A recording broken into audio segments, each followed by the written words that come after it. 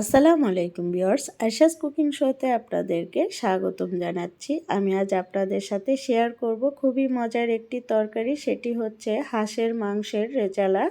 তো চলুন তাহলে শুরু করি। শুরু করার আগে আমার পেজে যারা এসেছেন প্লিজ ফলো দিয়ে দিবেন, আর যারা ইউটিউব থেকে দেখছেন প্লিজ সাবস্ক্রাইব করে পাশে থাকবেন।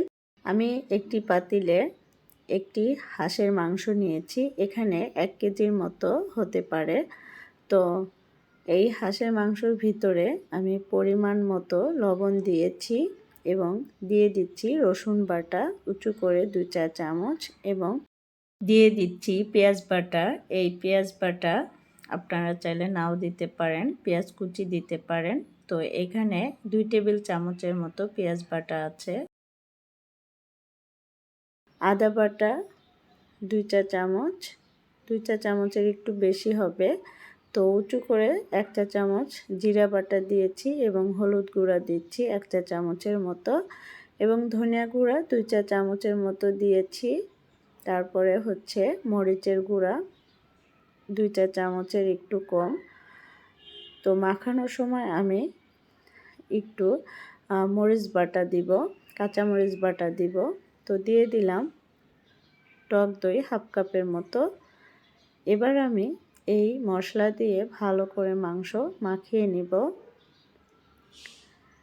এখানে একটু লবণটা বাড়িয়ে দিতে হবে, তা না হলে মাংসর ভিতরে লবণ যাবে না, ঠিক করে দিতে হবে। তো মাখানোর সময় আমি মরিচ বাটা দিয়েছি অল্প একটু, বেশি দেইনি।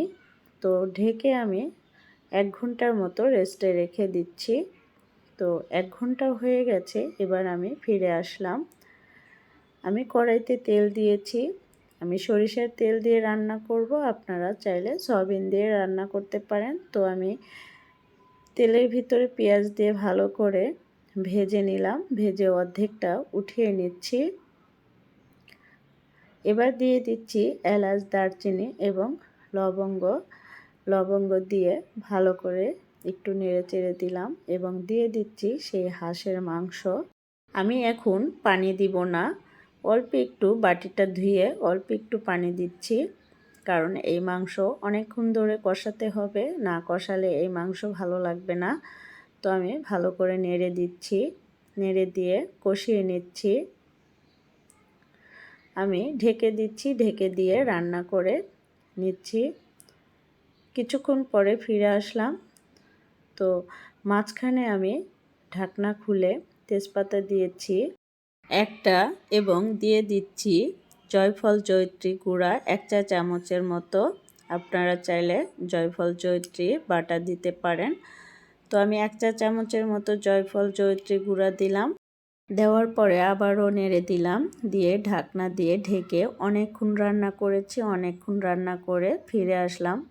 মাঝখানে আমি মাংস কষিয়ে তারপরে আমি পানি দিয়েছি, পানি দিয়ে অনেকক্ষণ সেদ্ধ করেছি। সেদ্ধ করার পরে কিন্তু আমি এখন ফিরে আসলাম। তো মাংস সিদ্ধ হয়ে গেছে। এখন কিছু উপকরণ দেওয়া বাকি আছে, সেটা দিয়ে দিচ্ছি। তো আমি দিয়ে দিচ্ছি 1 টেবিল চামচের মতো টমেটো সস এবং 2-4 চামচ গুঁড়া দুধ। গুঁড়া দুধ দেওয়ার সাথে সাথে নাড়তে হবে, তা না হলে দলা পেকে যাবে। তো আমি দিচ্ছি আর সাথে সাথে নাড়া দিচ্ছি। এই গুঁড়া দুধ দিলে মাংসর টেস্ট আরও বেড়ে যাবে, দেওয়ার চেষ্টা করবেন। এবার দিয়ে দিচ্ছি সামান্য চিনি, চিনি অপশনাল, আপনারা দিতে পারেন নাও দিতে পারেন। তো এরপরে দিয়ে দিচ্ছি কেওড়া জল, আপনারা চাইলে কেওড়া জল যদি না থাকে তাহলে গোলাপ জলও দিতে পারেন। তো আমি সামান্য একটু কেওড়া জল দিয়ে ঢেকে 2-3 মিনিট রান্না করেছি, তারপরে ফিরে আসলাম। দেখুন হয়ে গেছে আমার মাংসের রেজালা। এবার আমি বাটিতে সার্ভ করে দেখিয়ে দিচ্ছি। তো আমি বাটিতে ঢেলে দিচ্ছি। কেমন হয়েছে আপনারা কমেন্ট বক্সে জানিয়ে দিবেন। আশা করছি অনেক ভালো লেগেছে আজকের রান্না। তো আমি এই হাঁসের মাংসর উপরে দিয়ে দিচ্ছি বেরেস্তা, সেই পেঁয়াজ